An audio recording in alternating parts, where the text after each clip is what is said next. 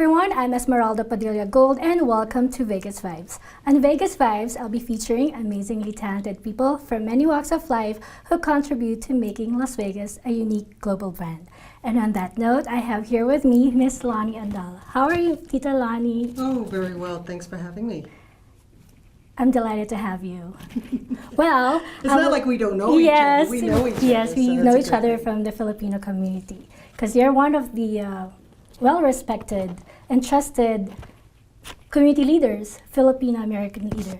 And I would like to read this one. Miss Lonnie Andal is a phenomenal singer back in the 1950s that continued on for 4 decades. Her hit single, Summer Valentine, was on the Billboard Top 100 worldwide. The very first Filipino-American signed to the Columbia Records label, as well as the first Filipino-American to have her own showroom on the Las Vegas Strip. Wow, how did you do that? It wasn't easy. It wasn't easy. But when you start out, and I started out when I was 5. So I was doing kiddie shows. Yes, you were actually a child star on CBS television. Yes. And that's when they would have all these musical comedy shows and of course featuring the children, very much like the Mouseketeers. Did you audition or were you discovered? You know, I think because the school I was attending a dance school, a musical dance school, and everybody would enroll their children to learn a little music, a little singing, a little dancing, you know. And my mother enrolled me to become a tap dancer. To this day, I do not tap dance.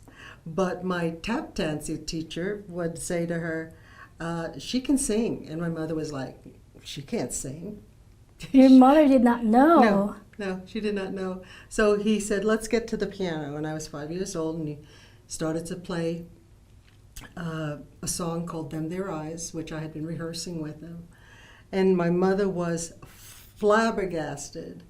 She says, you do sing. Well, my dad and I would sing all the time. So when my dad was off, he would teach me songs, and that's how I knew I wanted to sing, but it was a secret because Mommy wanted me to do tap dancing. So your father sang? Yeah. And your father was a Filipino? Mm-hmm, from Taal, Batangas. And your mom was? Russian German.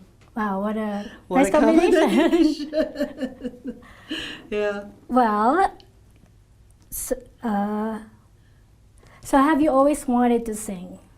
Well, I didn't know that it was something that everyone didn't do, or I didn't realize that I was doing something special, because I always liked to sing, I enjoyed it. And when I was small, the idea that from a little kid came this big voice, then I'd be pulled in to do shows, very much like here, benefits, the Jerry Lewis Telethon, shows in New York, and then I was in The King and I on Broadway. So before you know it, you don't know that you're doing something different than the other children. So what really encouraged you to pursue that career? Because I know you were born and raised in New York, Mm-hmm. and you perform in all the five-star hotels. Yeah. In New York. So tell us about that. How was that experience like? Well, I'll tell you now, when you're in New York, it's like you need to get these gigs and get showcased and have exposure. And fortunately for New York, you have that. You have the nightclubs. You have, at that time it was called open mic, like not we have here, but would be like that night you can showcase your talents, you can sing, and then in the audience could be record producers, television people. So we'd find out in the show business paper where the next nightclub was holding these. And I was about 14, and I was making my way through all the nightclubs, and by the time I was 18, I was appearing at the Living Room nightclub, which was like the very chic-y type of place in Manhattan. And then I was on tour with different comedians. In fact, I just made a list of some of the comedians that I worked with, and it seems like all the comedians have named Jackie. So I was with Jackie Cooper, Jackie Cannon, Jack Carter, and then I just traveled the world. Was that easy for you to do? I mean, No. you were a multiracial. I mean, was that, I know there was a lot of racism back then. There is. I was just doing an answer question with Zen, you know Zen. And Yes, Ms. I think Luna. she was like, I think a little bit emotionally upset with my response only because she didn't expect it to be coated with prejudice and lots of rejection. In the 50s, Asian people were not the popular race of people, especially if you were biracial, and you did feel it. In the 50s, when you were a small child and people looked at you, they either thought you were Spanish. In my case, they thought I was Hawaiian. And there was a family that said to me, "Oh, you're Hawaiian." I said, "No, I'm Filipino."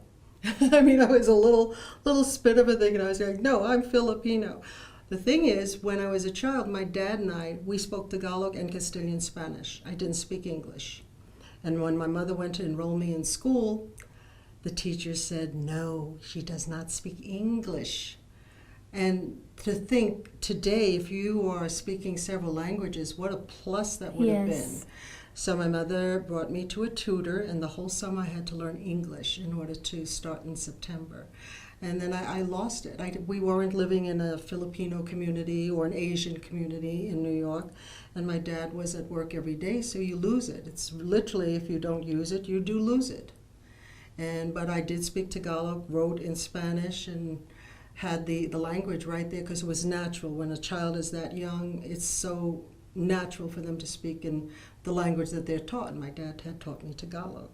But my mother was Russian German, and she was like, "No, she has to speak English." So, but you do get exposed to a lot of people that were not accepting of biracial couples, nonetheless a biracial child.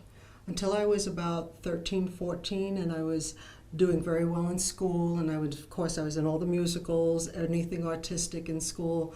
I think I spent more time in school than home after hours, because then they'd have the dance club and the acting club, and I was there. And that's the thing that set me apart. It set me apart because that was my out. That was my companion. That was my best friend. Because when you don't have it in real life, then I think something inside me kicked in to preserve my sanity, to have my music as my best friend. It's wonderful that you were able to face that challenge and you were able to come out and be one of the greatest artists of your time, right? Fast forward. Last June 2nd, you had a comeback. That's a very memorable day for you, and I was there to witness it. I opened for you, and it was truly an honor. Thank you so much for that opportunity. No, thank you. Well, having said that, you were given a standing ovation from the moment you walked in and from the moment you put down the microphone. How did that feel, coming back and having that kind of welcoming? It was very well accepted by our Filipino-American community. I think the whole thing says it in the song. My first song was called Feelin' Good, and I chose that song especially because coming back, it was like I must have known that the people would have been welcoming. I knew most of the people there, so I knew they weren't going to throw tomatoes at me, but still the whole thing was I'm feeling good. And that was the song, that was the message, that was the feel, and I think that's why they responded. Each of those songs, when you're putting together a show, it meant something to me because I've done those songs 30 years ago. Feeling Good, people think that Nina Simone made it popular. Mm-hmm. Feeling Good was written by Anthony Newley and Leslie Bricusse, who did Smell of the Crowd, Roar of the Grease Paint on Broadway. And Anthony Newley wrote What Kind of Fool Am I? He's a fantastic, fantastic songwriter, was a fantastic songwriter. And I was doing that song in 1966. So it's not really a new song, but I wanted to feel good, and the audience didn't like me. They loved you. At least I had the song, to Yes. sing. So, every song meant something to me. I've done it in my shows. I was doing it because I was trying to keep a storyline through the whole thing, not just an assortment of songs, but take them through a journey with me. That's what I felt with my music. So, it was memorable. It was memorable for sure. Are you working towards repeating the accomplishments of having another Billboard 100 hit single? Because I know you're a singer-songwriter as well. Well, you never know. The world is out there, and I'm coming out of retirement. I've been part of the just regular community service leader, participant. I never thought that I would have this opportunity again. In show business, when your time is done, your time is done. You don't really ever have a chance to come back and do it all over again. And I seem to have done it all over again. So right now, my partners and I, we are working on a huge concert. So Oh, wow. be on the lookout for one more time. Miss Lani Andal is back. She's back. This is what you do when you're a senior citizen. You don't sit down, you don't give up, you keep on going ahead. Yes, keep pursuing Yeah. your dreams. Don't stop. Right? You want to know how old I am? That's my next question. I could not believe that. Are 69. you 69? Oh my God, you look amazing. That's the Filipino side. That's the Filipino side. But it's like when people say, my God, you're making a comeback. And I'm like, well, I feel like I should be like 89. But here I am 69, so I'm still enjoying this moment. And that I can have it again, yeah, this feels good. Like the song says, feeling good. Well, I wish we had more time because I have so many questions to ask. Part 2. Part 2, yes. But for my last question, what pieces of advice or words of wisdom would you like to share to all our global audience and, of course, Las Vegas? Well, I think I'm proof that as long as you dream it, you can make it happen at any age, at any time, and it's the greatest ride you can ever have. Last year, if you would have asked me, are you going to do a concert in 2018, I'd probably just be laughing. That wasn't in my horizon, and now it's given me another zest, a kind of flutter that usually you don't have unless you have a heart problem at my age.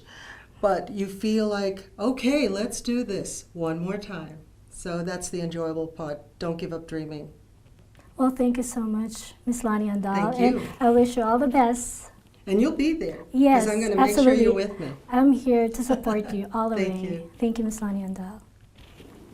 Thank you, everyone. Catch me again next time. But before that, I would like to thank my clothes sponsor, Ed Fontaine. They are located at the Forum Shops inside Caesar's Palace. Look for Miss Anna Billings. Catch me again next time. I'm Esmeralda Padilla Gold as I feature another amazing, talented personality here from Las Vegas. Thank you.